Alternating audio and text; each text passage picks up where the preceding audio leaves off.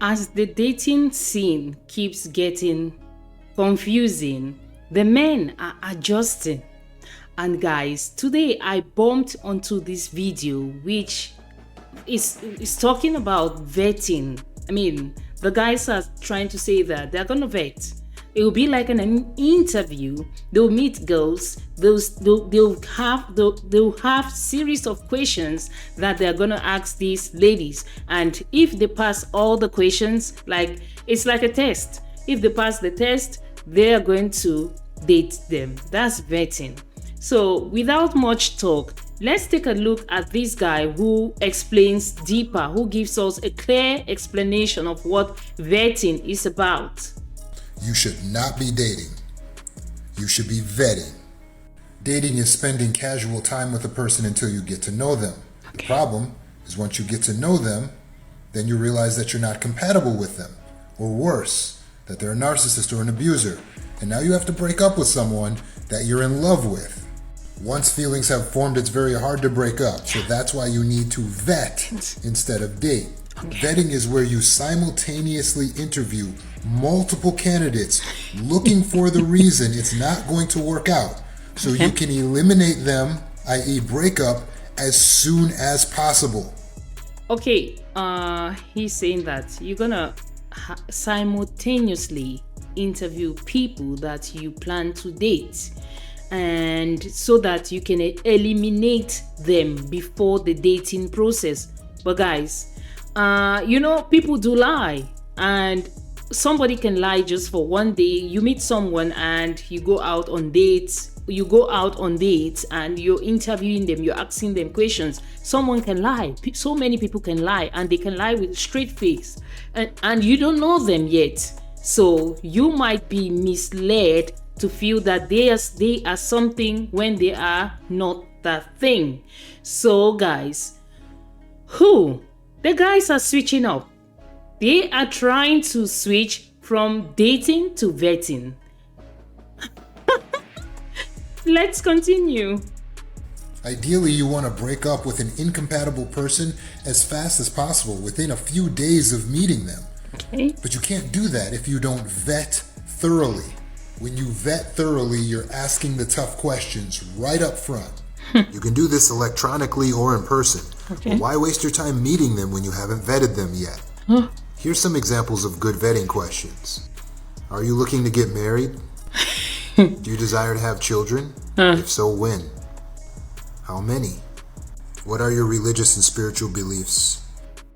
I'll tell you that, like, if I'm a girl and I meet someone who is trying to vet me, he's trying to ask me all these serious questions for the first time, I won't give him the right answers. Trust me. And I'll tell you that that's what most people will do. And he even says that you can ask them online without even meeting them. Guys, there's AI. People can lie, and someone can write things that's not what they are. They can lie to you. For me, in this case, I want to suggest that if you want to vet, the best way to vet nowadays is to follow their social media footprints. Follow their social media footprints. Check for their handles on all social media platforms. Check the topics that they engage in. Check how they communicate with other people in the comment section. Check their friends list. Check the people who are always liking their stuff. The people, like their close social media friends. Check their own handles. You're gonna have a clue of the kind of person you're trying to deal with. I'll tell you this because I have had an example of a friend who wanted to date a girl that he saw on my platform, on Facebook. He saw this girl on my platform, and on my platform, what I usually talk about serious issues, social issues, and I'm more serious on my platform. And this lady is always like one of the top contributors on my platform. So that already tells you that this woman is decent, is a smart and intelligent person, because the topics I put up, these are like racism, feminism, colorism, all those topics, and she's well grounded and well vested in these topics, and she can engage. from that, you can see that this person is serious. And that's how the guy who saw this lady on my platform came to me and said, I've seen so and so person, and what do you think about this person? I told them upfront that this is how I've seen them, this is how they do, and they are never insulting people, they are never in fights with people online. So people nowadays, people just come online, they feel that they need to tell it all online, and sometimes some people are really miserable when they go online, they see something that triggers them, they start talking, they start venting, they start fighting, they start insulting. So you can just see all these things online. You don't need to send them a message and ask them that, what's your religious beliefs, what's your belief system, how many kids do you want to have, do you want to get married? All those questions, someone can lie to you, you know. And another example I want to put in here is, I had two friends who were like, I will never get married, I don't want a kid, I don't believe in marriage. That's what they always told me. But today I'll tell you, these ladies, once they met the right man, they are married now. One has 4 kids and the other has 3 kids, and they are happily married. So don't ever take like the things that you ask people for seriously. You need to see them live their lives. Things change, people do change, people meet people that will change their lives. So going to use vetting to get the right partner, in my opinion, is not the right way to go. It's not the right way to do it. You need to apply what I told you. Follow their social media footprints. You will know who you're dealing with just from social media. Another example of social media footprints is how they put themselves out there. You can already see how they interact with their male friends on Facebook, because men will always flirt with you on Facebook, especially if you're a single lady who is always out there. The men will write like those flirty comments. Check how she responds to these men, because the way you respond to the men show the men whether you're available or you're not, or you're cheap or you're not, you know, all those things. Put all these tiny little puzzle pieces together and you're gonna get a clue of who you're dealing with. Of course, you're not gonna get like 100% of who you're dealing with, but you're gonna get a clue. And trust me, you cannot never know someone from social media just by interviewing them. You can never know someone for a short period of time if you really plan to have a serious relationship. I mean, it's having a good partner, having someone that you want to spend the rest of your life with. It's not a day's job. You need to put in the work. You need to go out there. You need to do your research. You need to do a lot. And nowadays, it has become even harder because of social media, because of the modern women, modern men mentality. Everything has changed. Not like back in the day, but now you need to put in a lot of efforts. What are your physical health issues? What are your mental health issues? What sort of physical mental health issues run in your family? What do you do to take care of your physical and mental health? Have you ever... Come on.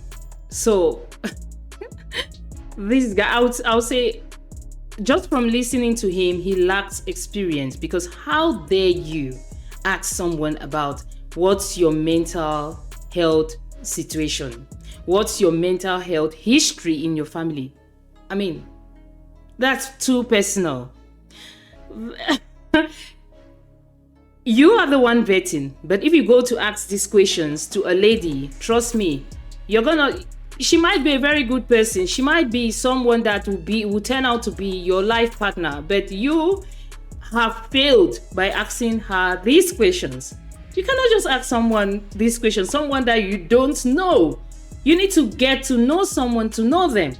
You don't just meet someone and ask them questions as if it's like a medical exam. Is it a medical examination? Is it? Huh? Ever cheated on a person? Have you ever abused a person? Have you ever been cheated on? Have you ever been abused?